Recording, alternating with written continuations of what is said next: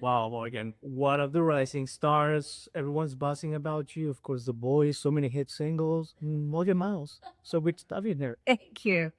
Hey, I Brad. feel like I've researched you for like 10 days, so like nonstop. So I feel like I am Morgan Myles. Oh, okay. You know, I can Well, listen. can you know what? You just take over. All right, I will say it. Yeah, well, listen, you don't want to hear anything. Hallelujah, because that'll be the end. You got it. Be careful what you wish for. Morgan, you're releasing such great new music, new singles. I think you have a new album coming out later this year, or that's the word. Yeah. So we are releasing it Yeah, next year, but like next year. Feb. But it's coming. It's coming. We wanted to release a Christmas single during quarter 4 instead, just because Christmas is crazy. I know. It's just not, You don't want to compete with great me. no, or like Taylor Swift that's dropping her records. Let's just give it. No, February's gonna be great. Yeah. But I was thinking about all the new music you're releasing, and gosh, I respect it so much because releasing new music, and correct me if I'm wrong, but I feel like it's torture because you're creating something that didn't exist before. Like the work of it is it? Am I right or am I wrong? I think the hardest thing with releasing music in today's world is how much is getting released all the time. I'm still cut from, I've been in Nashville now 20 years, and I came from the making of the 10-year town. Also, you write 1,000 songs for like one album. This album alone, we wrote 80 songs in 5 months, plus half of those were rewrites. On slow. But those are, so it probably is over 100 some because we had to do some rewrites to everything. So like for me, it's there's a lot of people that take a different process. A lot of people are now just making up stuff and like releasing it. So you're the quality control, I don't know. Like and Just to feed the algorithm. yeah, right. And so that's just not art to me. You should always put something out that you're just absolutely in love with forever. Yeah. You know? So it's definitely a different world how that's changed because, you're sitting there and on social media, then you have to cut up these pieces of these masterpieces Right. to like 15 second. Fast food. Yeah, like they're, Right. and it's kind of gimmicky. There's a soul loss for me there, but I'm trying to find my place within social media. But I don't think any other artist would disagree that that's the tough part. Yeah. You spend so much time on creating, these little masterpieces. They're your babies. Like that does such a good job that every song you can tell the quality. It's like it's so good.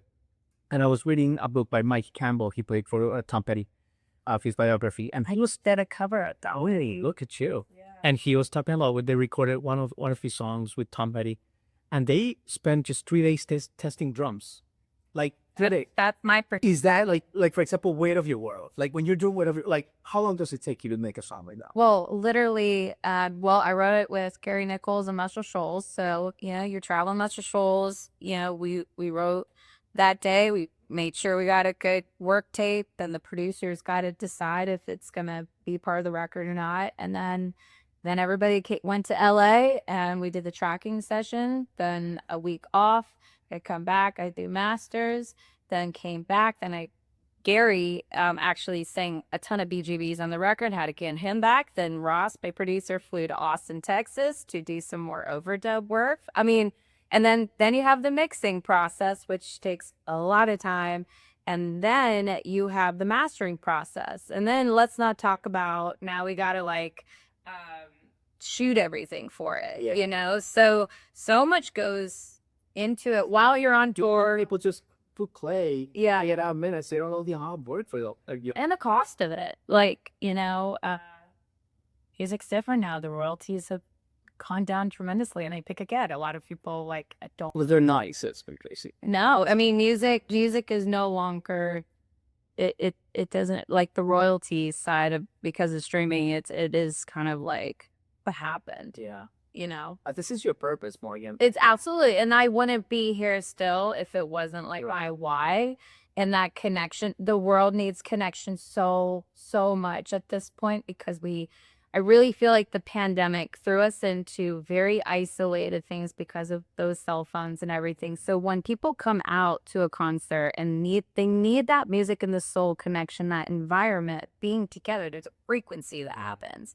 But that's the beautiful part of why the writing process is therapeutic, and then getting out there and connecting with people is the purpose for sure. Otherwise, it can't keep you going. Right. And I feel like you've always known that. Yeah. Like Loyal Song High School playing Dorothy, like since you were a little ham, there's photos of you with like a sunflower here. Oh my God. Just connecting people. Yeah. I just feel like since you were like little. I've always Say if connecting. a very sensitive soul that wants to make everybody happy, and I've always been very, very empathetic and compassionate since a very, very young age. And so for me, music's always driven that, like, very connected, like, because that's where I always go back to, why did God give me this gift? There's nobody musical in my family at all, so why? And I always went back to, it's the people are so moved by my voice, but what I'm trying to say, and it's like, it's not about me, I'm just a vessel. And so yeah, I think that's where I keep driving my perseverance from, is that. Yeah, I love that. I love that. And we'll get back to perseverance in a second. But let me stay in Williamsport for a sec. Because like we're from Passai. Friend of the show Dylan Rockoff also comes. Oh yeah, I love Dylan. I just feel like Not only me and Dylan also went to Uptown Music Collective, which is, we went to the same high school, but we went to the same music collective, which was outside of school. And we had a wonderful guitar teacher named Dave Rumpel, who is tough as she's literally a man, so it's one of it. by far. He's, to this day, when people say my biggest musical influence, I think they're expecting like, Dolly Parton or something for me to like say. And I'm like, no, his name's Dave Rumpel, and he was a teacher. If he was tough, you said. He was tough, yeah. With tough love kind of thing? Tough love, but I was always, the coaches and the teachers that I had in my life, they believed in me a lot, so they were tough on me. But I never backed down. So it's probably why I am so tough on the perseverance side too, because they made me so mentally strong. Because deep down, rooted, I could already empathetically understand why they were pushing me so hard. Yeah. Yeah, I love that. But you talk about persevering and resilience, Morgan. But I think you're more than resilient. I think I was just in Japan last month for vacation, and I learned about this term, antifragility, which is people talk about resilience. But when I was just checking out your story, antifragility is even better than resilience, because you don't just kind of take it and you keep going. You actually grow from like the challenges that come through your life. It's almost like a blood, like it's good. Yeah. It's almost like great, because this means I'm gonna grow. Well, don't they say, those challenges, it's ask to make it into wisdom. Yes, these things that come, if you take the challenge and you make it wisdom, that you've grown. If you take it and you make it traumatic, which are definitely places that I know are taking things traumatically, but I'm trying to be as aware as I can to put it into wisdom, to be grateful for the experiences, so that it turns into a teaching moment that makes you stronger. Well, you do that. You do that great, and it's one of the reasons why people love you. No, I mean, no, it's wonderful. So a song like you one of the ones you just released, like Kiss Her Serenade, which is great song. I mean, you've been very open about what it means, what happened. But for example, something like that, like breaking an engagement, like I'm divorced, so like I understand a little bit, like that kind of thing. But something like that, Morgan, when do you know? Without, you don't have to go into specifics, but when do you know that like the pain of not making a hard decision, like it's gonna be painful now, but if you don't make it, it's gonna be harder down the line. Like what points do you know like you have to take action? For me, it was the words are, when you weaponize something. And I remember being in our marriage retreat and really being vulnerable. And I said, I explained historically in my past, and when my toxic ex to my then fiance, I was like, don't ever take anything that's being said vulnerably, like in a vulnerable way, and put it in your pocket, and you wait till a time to attack and use it against and weaponize it. Don't ever do that. So that started happening. So I started like obviously putting some more walls up because I was like, oh no, he's emotionally immature. I didn't think he would be this. I thought I was marrying this person only based on one thing, his kind heart. Everything else I'd be like, he'll grow into, I'll figure it out, like we'll be fine. None of that matters. I just need a good man. And I thought the things that we aligned on were there, like on a foundation level, and it was all a lie. So once I saw that, and then I think see, I don't react. So I sit there. I love my sister, but my sister was more of like I'm going to have like, rah, and I was more the mediator in the family. And so I'm always I process and I get quiet for a little bit so I know what I want to say, because for me, once you said it, you can't take it back. So even though you were heated in that moment and you said those things, but that's how you felt. It sticks with you. So you got to be careful about what you say. Like, I can forgive it. But then he attacked my mom, like verbally, and it was so low and disgusting. And I was like, so if we had kids and they're your blood and you feel like you have that much control over them, what the hell are you going to say? Sure. Because here's two people that have housed you for the last month or 2 months, cooked you meals, done all these things for you. And this is the level of respect. Yeah. So for me, it was like everything was a lie. Everything was a lie. So, but granted, I think a younger me, more immature me might have hung on longer. I just knew it wasn't going to get better. So the silver lining from the relationship I had before was me really being a lot more emotionally mature, but also I was so empathetic. I was very calm through it. I knew he was making all the changes as far as like moving here. But then he stayed. This is why I was like, man, I was marrying a narcissist because he, after all of that, ended up staying 5 minutes down the road from where we live. And I felt that was so disrespectful because it was something that, you have everywhere else you could live. You could start your whole life wherever you want. Just don't bring that energy to my little road, my safe haven. But he didn't care. He doesn't look at it that way. He works in Germantown. Why don't you just move closer to Germantown? Because you made it seem like the move was really taking you down. Sure. So go back to. Well, thank you for kind of putting a lot of that pain and lessons into a song, because I mean, I'll never honest, but I wish that I could have got that blessing, because you don't know how many thousands or millions of people you're going to inspire and change. Yeah. Morgan. It's strength too. I mean, I think for me, it's very healing. And I wrote a song called "Nobody in Nashville Wants You Here," and it's funny. I mean, it's a comedy because if you don't laugh, you'll cry. So I mean, that was the first song after all this happened. I was writing with two other like of my friends that are just incredible female writers, and I think they're both on their second marriages. So they had so you get three females that have been through some stuff that are also writers, like you have two CNA winners, like the songwriters. I'm like, yeah, we're gonna have fun with this one. So it's kind of been this really funny but like great song at these shows. Everybody's just laughing. They get it, and so we just recorded that. We might have to interrupt our album roll. I'll just stick that in. Amazing. Oh my God, I can't wait to hear that.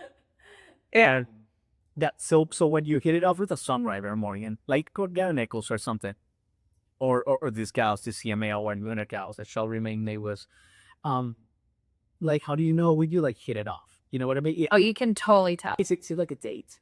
Yeah, it's like a blind date. Like you go in and you never know if it's like gonna work. And sometimes like it's like pulling teeth writing a song with somebody. Like, and you're just like, well, Then you don't want to open up either, right? well, I mean, I feel like I'm really open. Sometimes they can be really quiet, or I don't really like doing like the track thing, like writing the track. So when you have this connection where you're both on the same, you can feel this energy and the songs just flow. And then that's why you kind of just gravitate to setting up rights with those people that you just know that amount of time is going to go and be very productive. Yeah. But also for me, it's truly about people that the best and my favorite part of Nashville, the gems of the world, is truly the songwriters, because they're the most open-hearted, vulnerable people that, truly believe like vulnerability is strength and they're okay to talk about it. And that's why it's so therapeutic. You've got people, who went through different facets connecting, writing about something that was so true in their lives too. Yeah. Okay, but what happens, Morgan, if let's say you have a co-write from 1 to 4 with someone, and you immediately like don't feel it? Is it like, oh God, I gotta finish this Yeah, kind of. Yeah. Oh, Or you just drive it. You just drive it, really, and it's less of a collaboration. It's more of like, okay, let's just, let's just get there. Let's just get this done. Or you go lunch. Is it time to go lunch? And a lot of times, all of a sudden, it'll just start going like, maybe we should just try another title or something. But I mean, that doesn't happen like a ton. But again, I think after being in Nashville for a really long time, of like, I now know pretty much who I like to write with. Also, like when I do write with new people, it's usually somebody like a pretty big writer, that's like, so at that point, everything pretty much flows. Yeah. For the most part. Yeah, I love it. Let me ask you about live at the Apogee album, the one that you recorded in one take. How was that like, recording in one take? First off, they said I could go back and punch things, but they didn't. Okay. I think that was just to help my mind or something.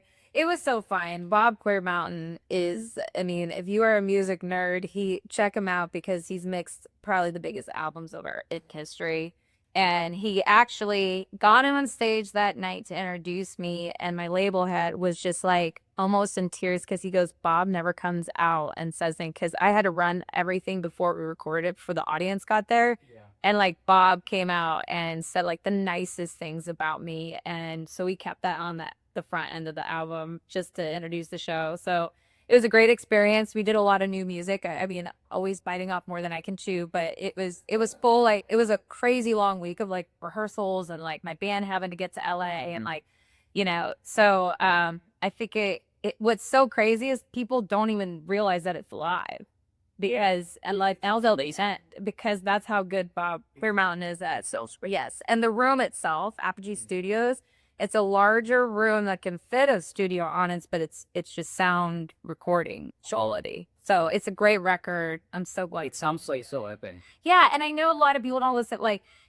the one thing with it, but I didn't care. Like, streaming does not like live albums. So, but I was like, I don't care. I want people to feel something that's authentic and real, and it's not like manufactured. I mean, and it's coming out the same time that all of a sudden this like AI thing is taking over, and it's like people are going to go, we want something real. I can't imagine our future too. Like, if you are listening to the track and then you go to a live show and it's terrible, like that sucks, It's like, come on. So for me, I was like, this is me. All the scratch, the whistle, whatever, it's there. And that way you can sit at your house in your living room, and then you can come to my show. It's going to be pretty much the same. I love that. Yeah. Boy. I think you're gonna play a song for us, and we're super thrilled. But let me leave you with this. You've been in Nashville how many years, you said? I've been in Nashville 20 years. Okay, so you got it when you were 5. Yeah. But I bet the definition of success has evolved over time. What success means to you, and you've been through some interesting adventures like The Voice and some others. But like, how, like, for Morgan Myles in 2025, what does success mean to you?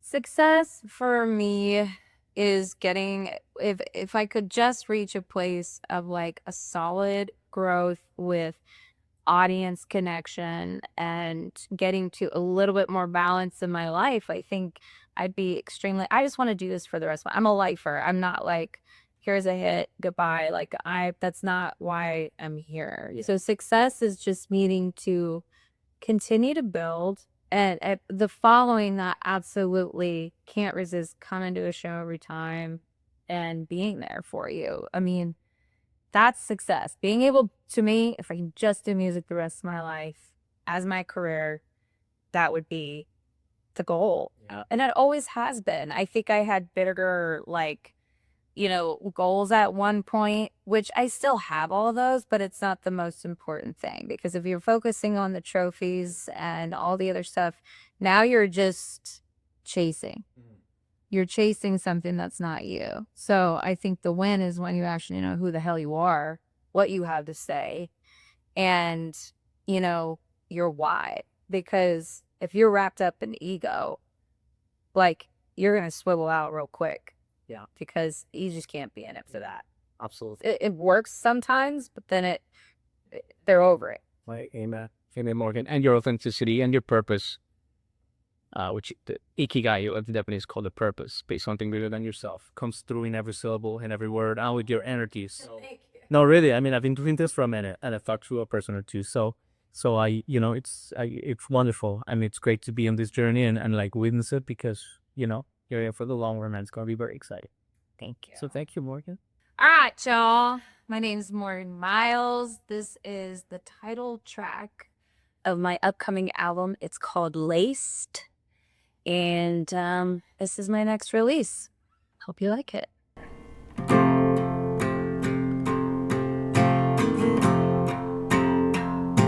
Blame the state of mind on your kryptonite. I was seeing stars when it hit me blind. The wrong kind. Wanted what was mine. Shot straight to my heart like a thief in the night. Your love was laced in hate. That needle in my vein getting high on all the pain. Yeah, I got out of control. Your love was laced. Really messed me up. Couldn't get enough. Swear I'm gonna quit. Then you called my bluff. Shaking from the crash, sweating out the past. Damn your dopamine, it's one hell of a drug. Your love was laced in hate. That needle in my vein getting high on all the pain. Yeah, I got out of control. Love was laced in shade. Got addicted to the taste, too high price to pay. Oh, how was I supposed to know that one more taste would be the death of me? Trading another fix for my sanity. Oh, why didn't I see the signs that your love was laced in hate? Bad needle in my vein, getting high on all the pain. Your love was laced in shame. Addicted to the taste, too high price to pay. Oh, how was I supposed to know?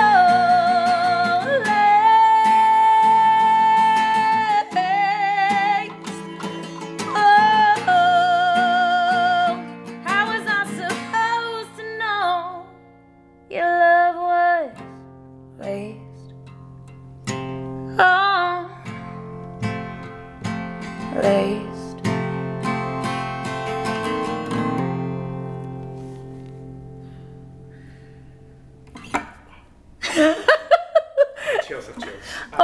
Thank you for tuning in.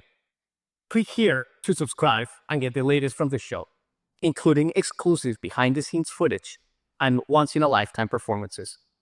And as always, thank you for making J-Rock Concerts Media part of your day.